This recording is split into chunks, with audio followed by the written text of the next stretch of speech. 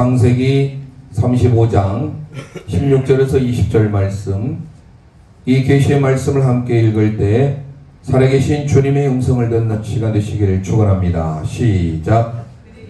그들이 베델에서 길을 떠나 에블라에 이르기까지 얼마간 거리를 둔 곳에서 라헬이 해산하게 되어 심히 고생하여 그가 나산할 쯤에 산파가 그에게 이르되 두려워하지 말라, 지금 내가 또 등남하느니라 하매, 그가 죽게 되어 그의 혼이 떠나려 할 때 아들의 이름을 벤노니라 불렀으나 그의 아버지는 그를 베냐민이라 불렀더라.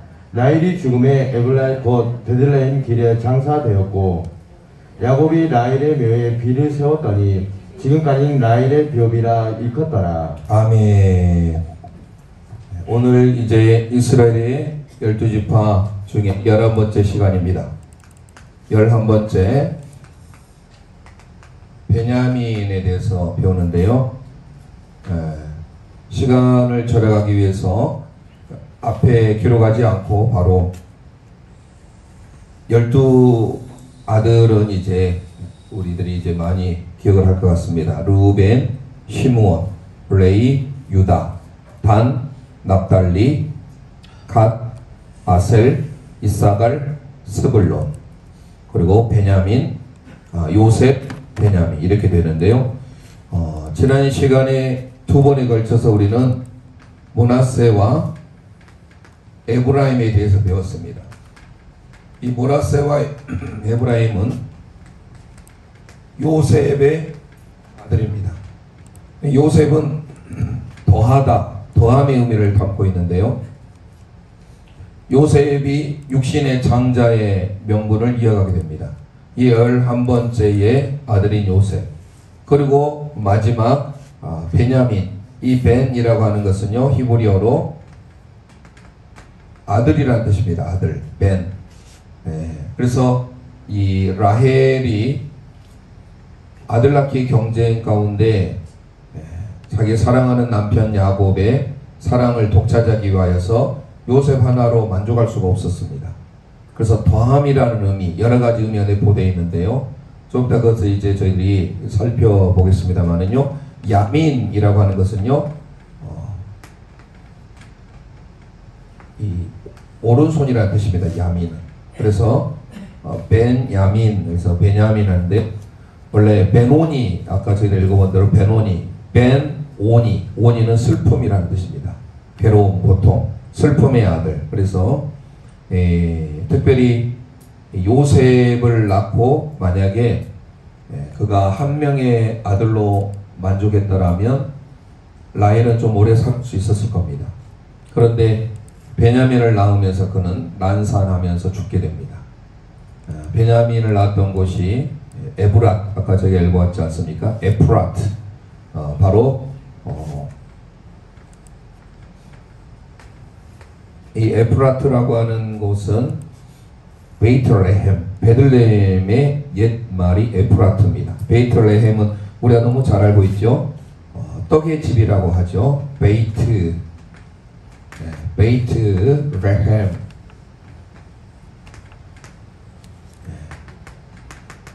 이 레헴은 빵이라는 말입니다. 빵, 떡. 우리 동양에서는 떡이라는데요. 그래서 떡. 그리고 레헴은, 베이트는 집, 그래서 떡집이죠. 베이트레헴, 베들레헴에서 베냐민이 낳게 되는데, 사실 베냐민보다도 더 중요한 인물이 세 인물이 있습니다. 베들레헴 출신 누구죠? 대표적으로 우리의 예수 그리스도죠. 예수님이 베들레헴에서 나셨죠. 조슈아. 예수님이 베들레헴 말구에서 낳지 않습니까? 그리고 베들레헴에서 난 대표적인 사람, 하나님의 합한 자 누구죠? 다윗도 베들레헴 출신입니다. 그래서 베들레헴을 다른 말로 다윗성이라 하죠. 다윗성. 그리고 세 번째 인물이 오늘 이제 베냐민인데요. 이 베냐민은 원래 히브리어로 빈야민, 원래 이렇게 합니다. 빈, 그래서 이 눈썹 두 개는 에 소리인데요. 이때 비냐민 원래 읽습니다. 하지만 우리가 베냐민, 베는 아들이고 야민은 오른손. 오른손은 하나님의 힘, 하나님의 힘, 권능을 상징하죠. 우편, 오른손. 그러니까 항상 하나님은 정의, 원래 그 right hand, right라는 것은 오른쪽이란 말도 있지만 오른, 우리 말이 참 쉬우면서 어려워요. 오른도 있지만 밑에 리을 힘, 오른도 있지, 오른. 그래서 오른쪽은 항상 정이고 올라요. 발 맞아요. 왼쪽은요? 아니죠. 그래서 우파, 좌파, 뭐 정치적인 이야기를 하고 싶지 않습니다만은 성경적으로 보면 항상 우리는 오른편이야 돼. 그게 하나님의 편이에요. 그래서 양과 염소의 비유도 항상 양은 오른쪽이에요. 되도록이면 우리 믿음의 성도들은 항상 오른편에, 이 오른편은 하나님의 오른쪽, 하나님은 우편에 계신다. 우편, 오른쪽 전부 다 the right hand라는 말이 너무 중요한 편인데요. 그래서 우리 신앙이 제대로 되어 있으면요, 항상 우리는 우쪽, 우파, 오른쪽, 사실 이거를 우리가 항상 바라봐야 돼요. 이게 히브리적인 사고방식이에요. 그래서 여호와께서 내 우편에 계시나니 그 의미가 바로 하나님은 그게 바로 힘과 하나님의 권능과 하나님의 능력. 그래서 이 벤오니, 원래는 이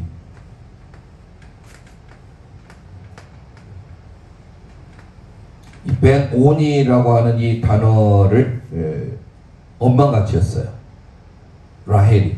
그래서 오니라고 하는 것은 슬픔이에요. 왜 슬프냐? 기뻐해야 되는데 자녀를 낳고 아들 낳기 경쟁했잖아요. 그의 언니였던 레아는 6명의 아들과 1명의 딸을 낳았어요. 그리고 2명의 종은 둘씩 낳았잖아요. 그런데 야곱의 가장 사랑받는 라헬은 요셉 하나로 족할 수 없었어요. 요셉으로 족했으면 좀 전에 말씀드린 대로 라헬이 오래 살았을 거예요. 그런데 여성들 그러잖아요. 특히 예전에도 더 그랬습니다만은, 내가 남편의 사랑을 더 받으려면 결국은 자녀를 통해서 대를 이어가야 되죠. 지금도 1명 얼마나 외로워요. 외동이. 근데 그때도 요셉으로 만족할 수 없었습니다. 물론 낳을 때가 또 요셉이 앞으로 애굽의 총리가 될 줄 몰랐겠죠. 어찌됐든 요셉으로 만족할 수 없으니까 좀 더 오늘 본문을 그 배경을 이제 하나하나씩 살펴보겠습니다만은, 지금까지 살펴본 대로 항상 그 출생의 비밀, 이 베냐민의 출생은 어떻게 됐느냐부터 이제 시작을 해 나가겠습니다. 다시 아까 우리가 창세기 35장 16절에서 20절을 읽어보았는데 다 읽어볼 수는 없고 그 의미를 생각하면서 저희들이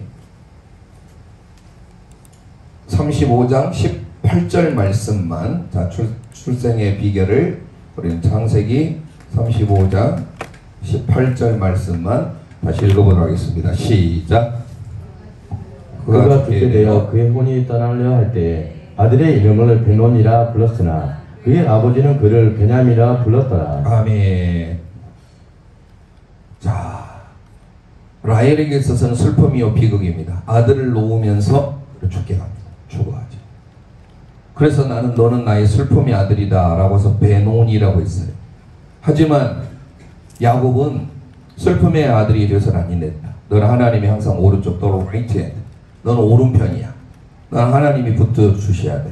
너 일생의 삶에 하나님이 힘이요 하나님이 능력이 되어 주셔야 된다는 의미로 베냐민이라고 지은 겁니다. 참 의미가 있지 않습니까? 그래서 사실 기쁨이면서 한편은 슬픔이에요. 베냐민을 낳은 것은 기쁨이었지만 그의 사랑하는 아내가 죽어가게 되죠. 근데 그것을 보기 위해서는 왜 이렇게 할 수밖에 없었을까? 그것도 살펴봐야 되겠지만 좀 전에 말씀드린 대로 방키에 있어서는 이 남편의 사랑을 독차지하기 위해서는 아들을 낳기를 통하여서 이기고자 했던 욕망이 있었던 것 같아요. 자, 그걸 보려면 창세기 30장으로 가보겠습니다. 창세기 30장 1절 2절 말씀 우리 함께 읽도록 하겠습니다. 시작. 라헬이 자기가 야곱에게서 아들을 낳지 못함을 보고 그의 언니를 시기하여 야곱에게 이르되 내게 자식을 낳게 하라. 그렇지 아니하면 내가 죽겠노라. 야곱이 라헬에게 성을 내어 이르되 그들을 임신하지 못하게 하시는 이는 하나님이시니 내가 하나님을 대신하겠느냐. 네, 아들을 낳아주지 않으면 내가 죽겠다라고 라헬이 협박을 하니까 화를 내면서 내가 하나님이냐, 어떻게 내가 하나님을 대신하여서 임신할 수 있게 하겠느냐, 하나님께서 주셔야 가능한 것 아니냐라는 겁니다. 자, 이리 해서 결국 그들이 건너뛰고 22절로 24절까지 읽어보겠습니다. 자, 라헬의 그 마음을 우리가 충분히 이해할 수 있지만 드디어 어쨌든 그렇게 강권적으로 요구하니까 하나님은 들어주기는 합니다. 들어는 주지만 기억할 것은 다 들어줬다고 해서 그게 하나님의 응답이라고만 생각하면 아니 된다는 거예요. 왜요? 하도 원해서 들어줬긴 했지만 결국 라헬이 죽게 되잖아요. 자, 22절에서 24절 함께 읽도록 하겠습니다. 시작. 하나님이 라헬을 생각하는지라 하나님이 그의 손을 들이시고 그의 태를 여셨으므로 그가 임신하여 아들을 낳고 이르되 하나님이 내 부끄러움을 씻으셨다 하고 그 이름을 요셉이라 하니 여호와는 다시 다른 아들을 내게 더하시기를 원하노라 하였더라. 아멘. 자, 요셉을 낳았습니다. 그러면 이제 그 이후에 요셉으로 인하여서 그냥 만족했다면 아마 라헬은 좀 오래 더 살았겠죠. 근데 저희가 읽어본 바와 같이 요셉을 낳고 그는 하나님께서 더 더해 주옵소서. 24절에 보면 다른 아들을 내게 더하시기를 원하노라. 결국은 이게 응답은 됐습니다마는 좀 전에 읽어본 바와 같이 자녀를 낳으면서 에브랏 지어버렸네. 에브라트라는 곳에서, 즉 그곳은 베들레헴입니다. 베들레헴에서 결국은 죽으면서 낳게 되죠. 그 자녀가 바로 베노니, 슬픔의 아들이라는 뜻입니다. 그러니까 기쁨이 있으면서도 한편으로는 슬픔, 자녀를 낳으면서 죽는 그 어머니의 마음, 오죽했으면 남편의 사랑을 얻고자 했겠지만 사실 우리는 여기에서 좀 몇 가지 교훈을 받을 수 있겠죠. 그 중에 하나가 우리가 하나님 앞에 내 생각대로 내 뜻대로 강권적으로 원했어요. 그런데 하나님은 그것도 이루어 주셨지만 거기에 대한 책임을 또 우리에게 분명 주어진다는 사실. 그래서 우리가 항상 기도할 때는 하나님의 뜻에 맞는 기도, 이게 쉽지 않지요. 우리가 자녀에 대하여서 더 낳고자 하는 욕심들이 다 누구에게 있잖아요. 지금의 상황이 우리나라가 어려워서 힘들어서 나올 수 있는 환경이 못해서 그렇지, 특히 우리 낳은 자녀들 보면, 가정들 보면 보통 그래도 결혼을 요즘에 비혼도 있고 여러 가지 사회 정황이 있어서 그렇지만 낳은 가정들 보면 평균 최소 둘, 셋, 특별한 가정 아니고는 낳습니다. 또 낳다 보면 더 자녀에 대해서 낳고 싶은 욕망, 욕심이 있죠. 그러나 보면 그게 내 뜻대로 아니 될 때가 많아요. 예. 건강하게 자라다오, 건강하게 낳은 것도 복인데 그게 욕심이 아니잖아요. 우리 결국은. 예. 아픈 자녀들 보면 야, 내 자녀가 건강만 해도 복이다. 너 건강만 자라다오. 근데 그게 아니고 거기다가 이제 공부를 더 넣죠. 또 우리 부모님의 욕심에 못 미치면 또 자녀들에게 많은 그걸 윽박지르기도 하고, 사실 쉽지 않습니다. 자녀 교육이. 그런데 또 낳고자 했을 때 결국은 오늘 라헬처럼 라헬이 목숨을 잃게 되고 베냐민 낳게 되는 이런 상황을 우리가 언제든지 경험할 수 있다. 많은 부분 설명할 수 있겠지만 이 정도로 하고, 그 다음에 이제 두 번째 그의 아버지 야곱이 축복했던 내용을 우리는 창세기 49장을 가보겠습니다. 야곱의 축복은 항상 보면 예언적인 축복이고 앞으로 그 축복의 기도대로 그대로 되어집니다. 그러니까 하나님께서 하나님의 사람, 하나님의 종인 하나님의 사람들을 통하여서 축복의 범위를 주시니까 그대로 또 자녀들이 이루어지게 되는 것을 볼 수 있는데요. 자, 창세기 49장 27절, 28절 함께 읽어보도록 하겠습니다. 시작. 베냐민은 물어뜯는 일이라. 아침에는 빼앗은 것을 먹고 저녁에는 움킨 것을 나누리로다. 이들은 이스라엘의 12지파라. 이와 같이 그들의 아버지가 그들에게 말하고 그들에게 축복하였으니 곧 그들 각 사람의 분량대로 축복하였더라. 아멘, 아멘. 여기서 보니까 물어뜯는 일이라고 하니까 좀 우리는 부정적인 뉘앙스를 가질 수 있는데, 우리나라에 있어서의 일이, 성경에는 늑대라고 표현이 등장하지 않았죠. 일이 하면 체구는 작은데 뭔가는 좀 별로 좋지 못한, 우리가 까마귀 하면 동양에서는 좀 불길한, 그렇잖아요. 흉조잖아요. 저 서양에서는 길조, 바라보는 시각이 좀 다르죠. 성경에서 말하는 이 일이는요, 좋은 쪽인 겁니다. 호전적인 어떤 전투적인 이미지가 있고요. 어떤 목표물에 대해서 한번 내가 목적을 했으면 끝까지 그걸 성취하고자 하는 그런 이미지가 바로 물어뜯는 일이에요. 아침에는 물어뜯는 일이다 라는 표현이 바로 그겁니다. 그러면서 그 다음에도 보면 저녁에는 움킨 것을 먹게 될 것이다. 바로 이 모두가 다 이 베냐민 지파에서 나오는 그 어떤 호전적인, 그러면서 반드시 하나님께서 승리하게 하실 그 용맹스러움의 의미들이 다 담겨져 있는 지파예요. 그래서 이 별명은 일입니다. 물어뜯는 일이. 이 물어뜯는 일이라고 하는 것은 사실 어떤 원수의 손에 넘겨져 갔을 때 그 먹잇감을 다시 찾아오는 그런 의미도 담고 있어요. 타라프라는 이 의미가. 그러니까 이 원문의 의미를 설명을 하자면 사실 이걸 가지고 하면 최소한 10분 이상을 또 말씀을 드려야 돼요. 결국은 이 그 원문의 의미에서 나오는 이 파생된 단어들을 가지고 보면 깊은 의미도 있습니다. 하지만 여기에서는 그를 살펴보지 아니하고 나중에 혹시 기회가 되면 그때 살펴보기로 하고, 여기서 야곱의 축복은 큰 의미로 보면 전투적인, 호전적인, 그래서 승리의 의미를 담고 있어요. 아침에는, 저녁에는. 그래서 어떤 곳에 있든지 그들은 용맹스러운 힘, 전투. 아까 베냐민은 오른손 힘이라고 했잖아요. 하나님을 나의 힘으로 삼는 자에게 주어지는 하나의 은혜일 수도 있겠죠. 대표적으로 사사시대 에웃이라는 사람이 있습니다.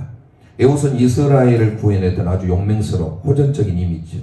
다 살펴볼 수는 없고, 자, 사사기 13장 15절에서 22절을 다 봐야 되는데 15절 그 출신을 보고 그 다음에 21절 22절 이렇게 한번 읽어보도록 하겠습니다. 시작. 이스라엘 자손이 여호와께 부르짖음에 여호와께서 그들을 위하여 한 구원자를 세우셨으니 그는 곧 베냐민 사람 게라의 아들 왼손잡이 에훗이라. 이스라엘 자손이 그를 통하여 모압 왕 에글론에게 고물을 바칠 때에 에훗이 왼손을 뻗쳐 그의 오른손 허벅지 위에 칼을 베어 왕의 몸을 찌르매 칼자루도 나를 따라 들어가서 그 끝이 등 뒤까지 나갔고 그가 칼을 그 몸에서 빼내지 아니하였으므로 기름이 칼날에 엉켰더라. 아멘. 자, 에훗의 기질을 볼 수가 있잖아요. 왼손잡이였지만 그는 베냐민 지파 출신으로서 한번 어떤 목표에 대해서 그 목적을 가지고 있으면 반드시 그걸 성취하고자 하는 야성적인 이미지를 담고 있습니다. 그래서 모압과의 전투에서 이 베냐민 출신이었던 왼손잡이 사사 에훗이 이스라엘 민족을 구해내는 민족적인 영웅이죠. 그래서 베냐민 지파의 대표적인 사사하면 에훗을 우리는 떠올라야 되고, 그 다음에 또 우리는 베냐민 지파하면 이스라엘 초대왕 누구죠? 사울. 물론 그는 초창기 때는 그런 어떤 순수함으로 하나님 앞에 나아갔다라면 끝까지 하나님 앞에 승리의 삶을 살았을 텐데 그러지 못하고 다윗을 시기 질투해가지고 결국 스스로 나중에 그는 적군에 의해서 그리고 목숨을 끊는 불행한 인생을 살게 되죠. 그래도 그의 출신을 살펴보기 위해서 찾아봅니다. 사무엘상 9장 21절 함께 읽어보겠습니다. 시작. 사울이 대답하여 이르되 나는 이스라엘 지파의 가장 작은 지파 베냐민 사람이 아니니까 또 나의 가족은 베냐민 지파 모든 가족 중에 가장 미약하지 아니하니까 당신이 어찌하여 내게 이같이 말씀하시나이까 하니. 아멘. 자, 이처럼 사울은 처음에 참 겸손했어요. 하지만 그 베냐민 출신들은 정말 용맹스러웠고 힘이 있고 호전적이고 모든 면에 있어서 싸움하면 항상 이길 수 있는 그런 달란트를 그들은 부여받은 거예요. 물어뜯는 일이라는 그 이미지를 보면서 베냐민이 그 위치적으로 그렇습니다. 제가 처음에 나눠드렸던 여러분의 지도를 보시면, 그러니까 이 베냐민이 위치한 지리적인 역할도 우리에게 다 그 후손들에게도 다 그리 미치는 거예요. 또 한 인물이 있습니다. 에스더, 죽으면 죽으리라 민족을 구했던, 그 중에 그 에스더를 정말로 아버지처럼 길렀던 누구죠? 양부모 역할을 했던 모르드게. 그 모르드게는 정말로 용맹스러운 인물이에요. 찾아보겠습니다. 에스더 2장 5절 말씀, 영웅이죠, 영웅. 이 사람도 함께 읽어보겠습니다. 시작. 도성수산에 한 유다인이 있으니 그 이름은 모르드게라. 그는 베냐민 자손이니 기스의 증손이요 시므이의 손자요 야일의 아들이라. 아멘. 자, 이처럼 모르드게로 인하여서 이스라엘 민족이 구원을 받게 되죠. 그러니까 참 베냐민 지파의 인물들을 거론하자면 모든 면에 있어서 아주 진취적이고 호전적이고 용맹스러운 힘의 상징이에요. 비록 약한 지파라 할지라도 하나님께서 그 은혜를 야곱의 축복을 통하여서 주신 거예요. 그래서 항상 그 지파들은요, 말씀 안에 머물러 있기만 승리해요. 그런데 그러지 못하지. 대표적으로 신약으로 한 사람을 보면 이 사람도 하나님에 대해서는 열심히 있었던 사람이에요. 하지만 기독교 크리스천들은 아주 박해했던 대표적인, 그리고 신약 성경 27권 중에 13권을 기록했던 누구죠? 바울. 바울이라는 사람이 어디 출신입니까? 베냐민 출신이에요. 함께 보겠습니다. 빌립보서 3장 5절 말씀 찾아보겠습니다. 시작. 나는 8일 만에 할례를 받고 이스라엘 족속이요 베냐민 지파요 히브리인 중에 히브리인이요 율법으로는 바리새인이요. 아멘.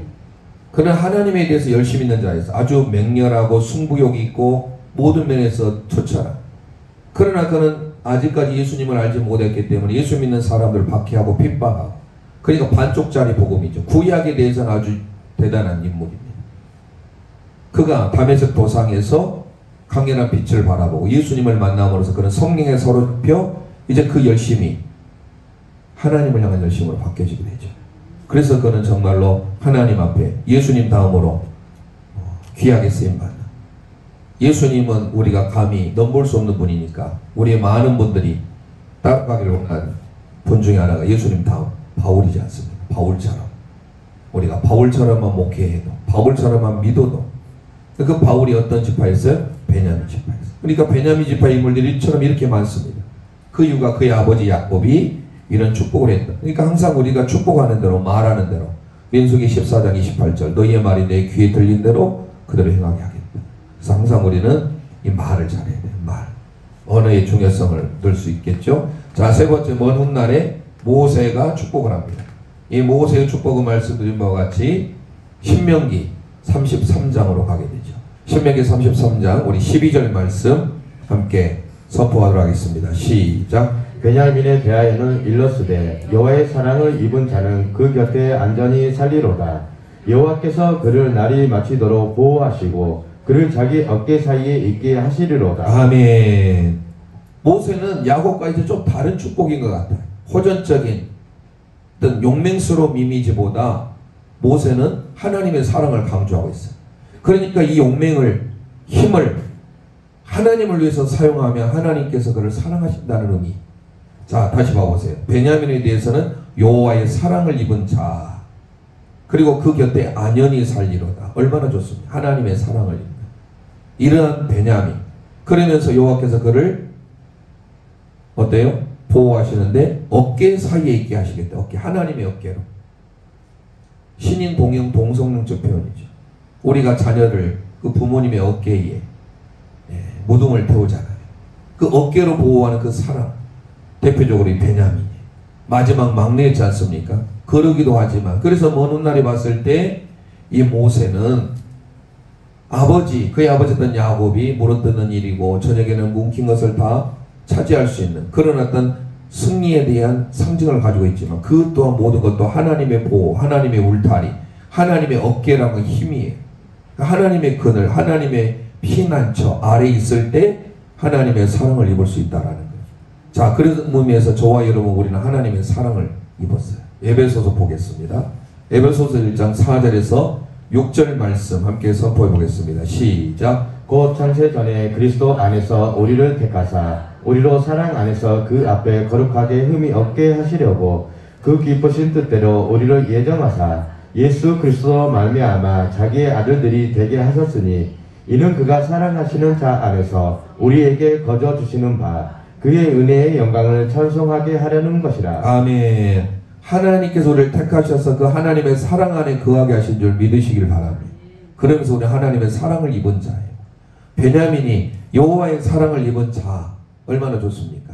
우리 옆 사람에게 축복해 주겠습니다. 당신은, 권사님은, 장로님은 하나님의 사랑을 입은 자입니다. 시작. 장로님, 권사님, 집사님은 하나님의 사랑을 입은 자입니다. 아멘. 하나님의 사랑을 입은 자는 항상 하나님이 보호해 주죠. 하나님 곁에 있는 그 자체가 안전이지 않습니까? 그래서 그 모세 축복 그 자체가 다 우리에게 다 은혜예요. 그 곁에 있는 자는 안전하게 보호하게 된다. 자, 유다서 1장 가보겠습니다. 유다서 1장 21절 함께 선포합니다. 시작. 하나님의 사랑 안에서 자신을 지키며 영생에 이르도록 우리 주 예수 그리스도의 공로를 기다리라. 아멘. 하나님의 사랑 안에서 저와 여러분을 지키셔야 될 줄 믿습니다. 그 하나님의 사랑의 보호, 바로 베냐민 막내로서 아마 이건 특별한 하나님의 보호겠죠. 그는 물론 어머니는 나면서 소천했지만 아버지 야곱이 너는 베노니가 아닌 슬픔의 자식, 저주의 자식이 아닌 너는 기쁨의 자식이야. 너는 내 오른손의 자식이야.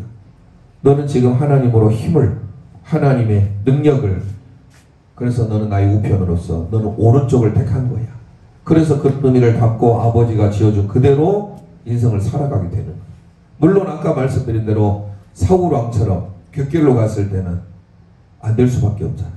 그래 항상 우리는 하나님을 가까이함이 내게 복이라는 것을 기억하시고 하나님의 사랑 안에 머무는 자에게 하나님은 보호하신다. 한때 우리가 주를 찾는 모든 자에게 그런 찬송이 많잖아요. 시편 70편. 근데 다윗의 시가 그런 의미가 많아요. 시편 5편을 보겠습니다.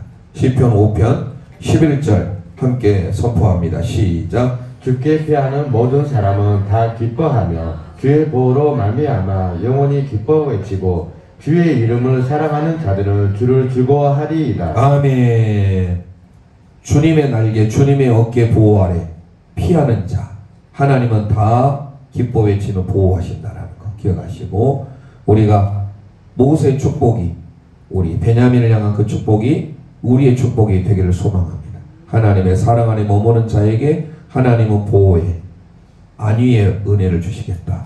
자, 네 번째를 보겠습니다. 네 번째, 지파를 상징한 지파의 보석이죠. 지파를 상징하는 보석.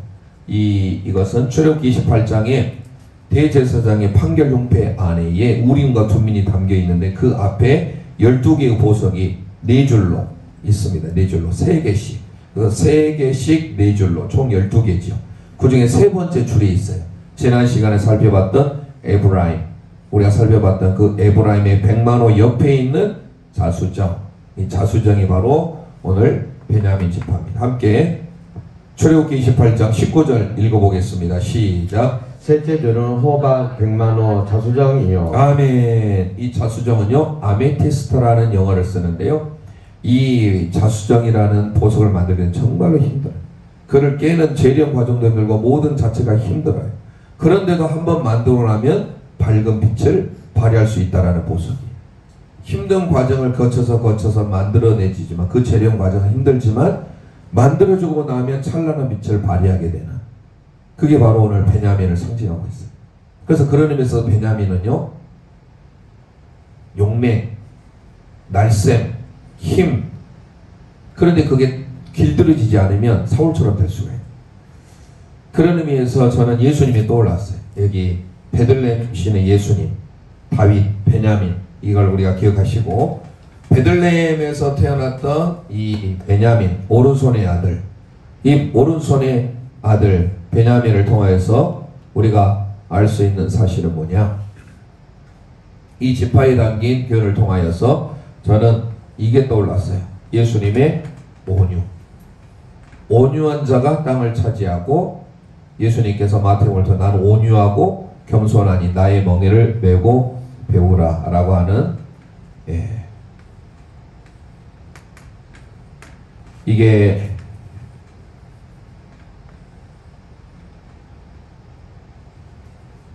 영어하고 제가 헬라어가 헷갈리네요. 프라이스라고 하는 단어인데요, 함께 따라서 해보겠습니다. 프라이스, 또는 프라우스라고 하는데, 원래 이게 읽을 때 우물라우트에서 이게 독일어가 위에 우물라우트가 있어요. 그래서 원래 원은 프라이스인데요, 이 프라이스는 뭐냐면 그 말들이 길들이지 않는 야생마 있지 않습니까?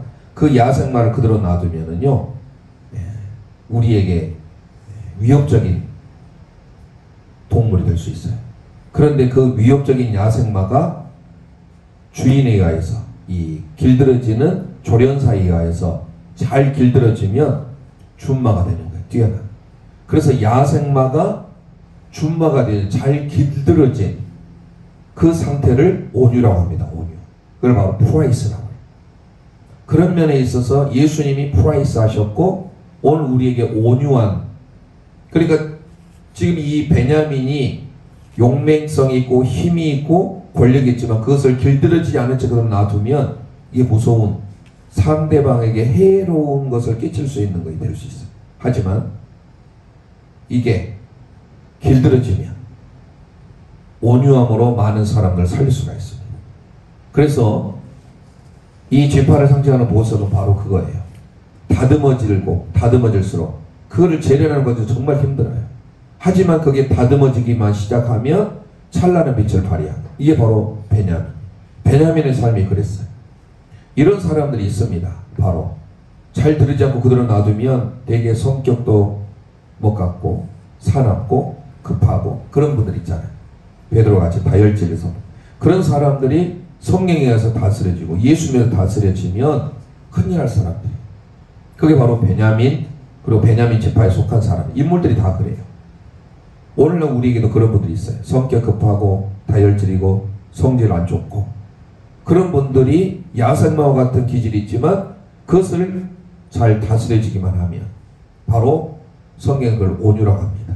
그게 바로 베냐민 지파가, 그래서 이 지파를 상징하는 자수죠. 이게 잘 다듬어질수록 더 찬란한 빛을 발휘해서 고가의 빛을 발하게 된다. 오늘 마지막에 영적인 교훈, 우리에게 주는 그 영적인 교훈이 뭔가, 이거를 우리가 살펴보려고 합니다. 자, 먼저 시편 126편 5절 6절 함께 읽어보겠습니다. 시작. 눈물을 흘리며 씨를 뿌리는 자는 기쁨으로 거두리로다. 울며 씨를 뿌리러 나가는 자는 반드시 기쁨으로 그 곡식단을 가지고 돌아오리로다. 아멘.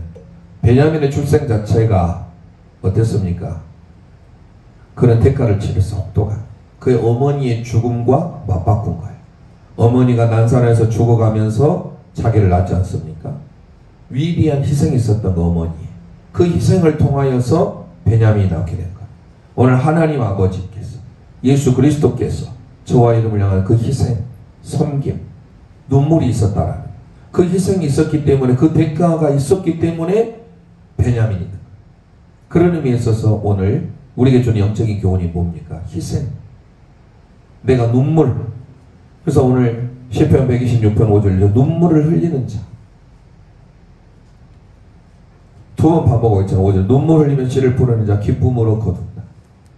울며 씨로 뿌리는 나가는 자 반드시 기쁨으로 그 다전을 가지고 돌아온다. 이게 바로 뭐예요? 눈물의 의미는 희생이죠.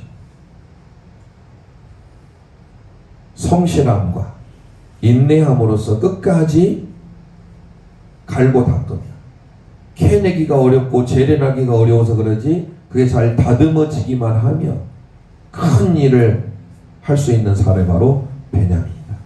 그런 의미에 있어서 우리는 베냐민 하면 무엇보다 우리는 희생을 떠올릴 수 있어요. 희생에 대한 헌신, 보상, 그게 따른다라는. 그래서 이제 우리는 눈물을 흘리는 자에게 기쁨이 주어진다라는 사실. 베냐민은 어머니의 희생, 어머니의 눈물을 통하여서 그가 이 세상에 낳게 되었다라는 사실.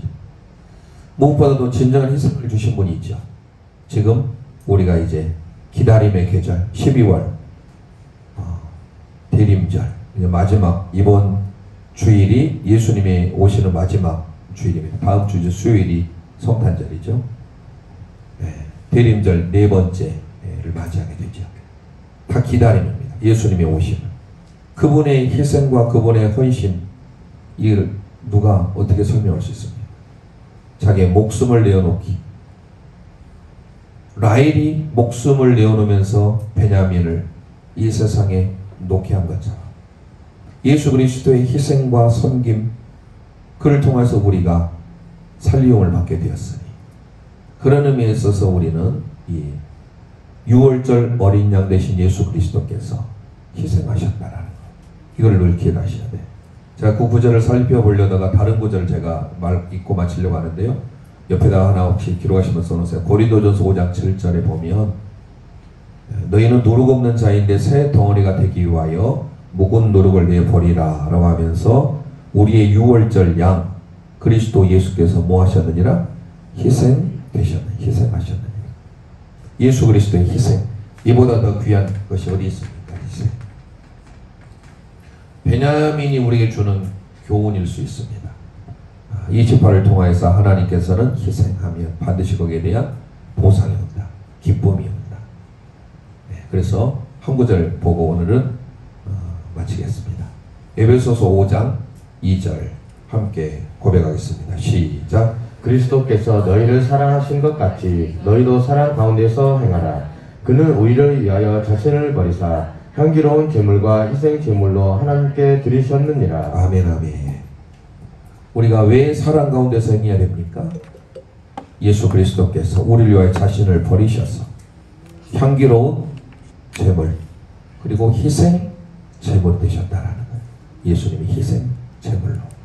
그래서 우리는 다시금 베냐민의 이 교훈은 어머니가 죽으면서 자기가 이 세상에 낳게 되었으니 그의 일생의 삶이 그는 어쩌면 그의 어머니의 목숨을 대신해서 살아야 되는 막내였지만 그래서 아마 그는 이런 그의 부모님의 축복 그리고 모세의 축복을 통하여서 그런 사랑을 받고 어깨에 사이에 놓여지는 신인동형 동성록적 표현을 쓰면서 하나님의 어깨로 그를 보호하는 그런 은혜를 누리지 않았을까. 어깨, 오른손 이게 다 힘과 능력이 하나님의 보호 하나님의 권능. 어깨도 그런 의미, 어깨도 힘의 상징이잖아요. 그래서 우리는 오늘 말씀을 통하여서 우리 모두가 베냐민, 오른손의 아들, 하나님의 오른손, 하나님의 우편, 그 우편 그들의 저와 여러분을 보호하시고 안위하시고 우리를 지키신다는 걸 기억하시고 오늘 베냐민의 기억할 것은 희생, 예수님의 섬김, 희생 이걸 한번 기억하면서 모르시는 분들이 좀 많을 것 같아요. 예수님 그의 희생을 기억할 때 가사를 생각하면서 많은 분들이 찬양을 하긴 했는데 많이 알려지지 않는 찬양이 김윤진 간사 요즘에 전도사님 됐대요. 김윤진 전도사도 찬양하고 많은 분들이 찬양했던 노래인데요. 이 찬양하면서 우리 함께 기도하겠습니다.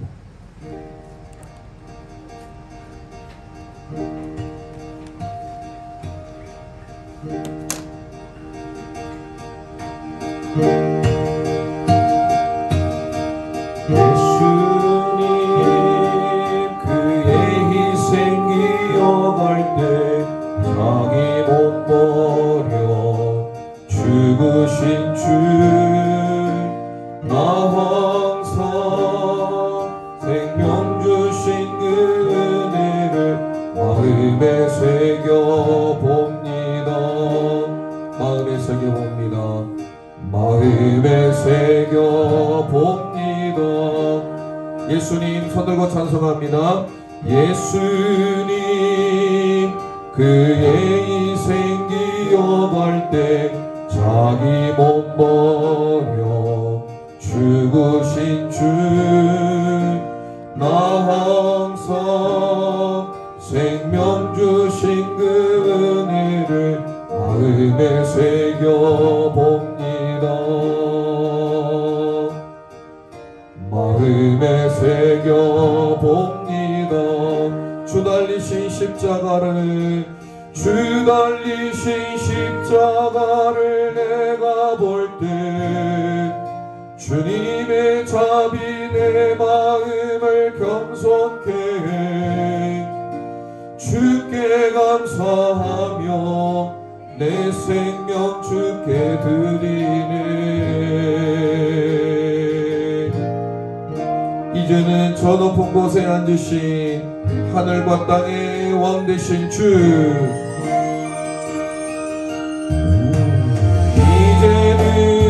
이제는 저 높은 곳에 앉으신 하늘과 땅의 왕 되신 주 나 이제 놀라운 구원의 은혜 높여 찬양하리라. 높여 찬양하리라. 높여 찬양하리라. 주 달리신 십자가를 주 달리신 십자가를 내가 볼 때 주님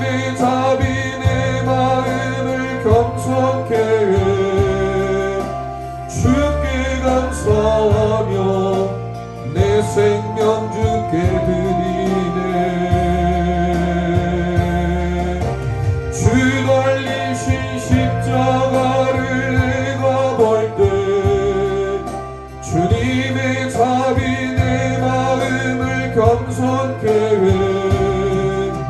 주께 감사하며 내 생명 주께 드리네. 아멘. 감사드리리 주의 십자가 감사드리리 주의 십자가 나의 친구 되신 주 감사드리리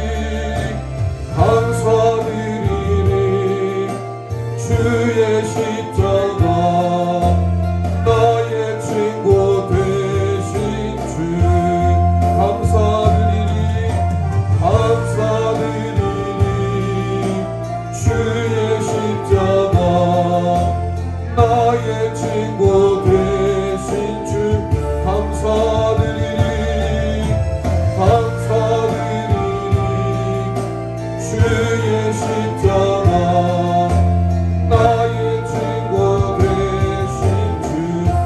이 시간 우리 합심하여 기도하기를 원합니다. 오늘 12지파 중에 11번째 오른손의 아들 벤야민에 대해서 배웠습니다. 벤야민을 통한 하나님의 은혜를, 하나님의 계획하심을 저희들이 바라보기를 원합니다.